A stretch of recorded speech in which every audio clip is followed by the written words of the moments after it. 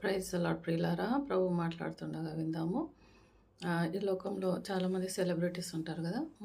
కొంతమంది మ్యూజిషియన్స్ ఉంటారు, కొంతమంది సినిమా యాక్టర్స్ ఉంటారు, లేకపోతే కొంతమంది పొలిటీషియన్స్ ఉంటారు, కొంతమంది బిజినెస్ మెన్ ఉంటారు. సో వాళ్ళకు మనం చాలామంది ఫ్యాన్స్ ఉంటాం.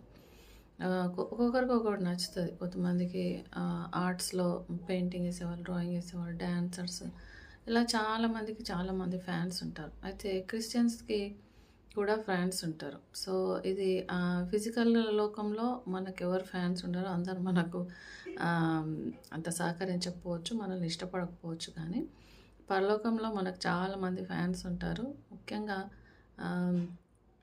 జీససే మన ఫ్యాన్. ఎప్పుడైతే మనం ప్రభు చిత్తంలో ఉంటామో ఆయన మన ఫ్యాన్ అయిపోతాడంట.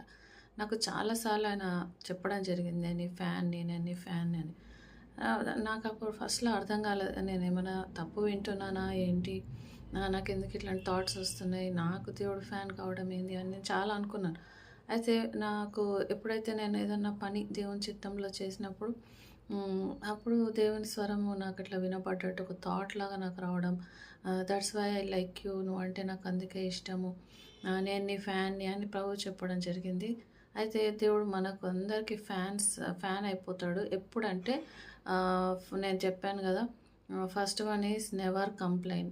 ఎప్పుడు కంప్లెయింట్ చేయొద్దు. సో మనం ఎప్పుడైతే కంప్లెయింట్ చేయకుండా ప్రభువా నీ చిత్తం అనుకొని మనం ఎప్పుడైతే ముందుకెళ్తామో, సో దేవుడు దాన్ని చాలా గమనిస్తాడు. మనం ఎప్పుడైతే కంప్లెయింట్ చేస్తామో అది ఆయనకు చాలా బాధ కలిగిస్తది. తర్వాత ఆ శ్రమలు ఇంకా మనకు టైట్ అయిపోతాయి. తర్వాత ఇంకా మనం ఎప్పుడైతే ఎవరైనా క్షమిస్తామో, when we forgive and help others, అప్పుడు కూడా దేవుడు చాలా ఇష్టపడతాడు.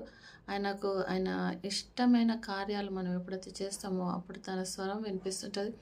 ఇంకా నేను ఏదో సాక్ష్యంలో చదివాను, జీసస్ మంచి జోక్స్ చేస్తాడు, చాలా ఫన్నీ జోక్స్ చేస్తాడు, మనతోటి చాలా ఫ్రెండ్లీగా ఉంటాడని ఒకతను సాక్ష్యం చెప్పడం జరిగింది. ఆయన ఎప్పుడు పరలోకానికి వెళ్తాడంట, అక్కడ జీసస్ చాలా ఫన్నీ జోక్స్ చేయడము, నవ్వడము. ఆయన ఎప్పుడు ఇట్లా సీరియస్గా మొహం పెట్టుకొని ఒక టైరనీ కింగ్ లాగా అలా ఎప్పుడు ఉండడంట. సో మనకు తెలిసింది చాలా కొంచెమే. ప్రభువు ఒక వ్యక్తి, మనలో ఉన్న గుణాలన్నీ ఆయనలో ఉంటాయి, సుగుణాలన్నీ.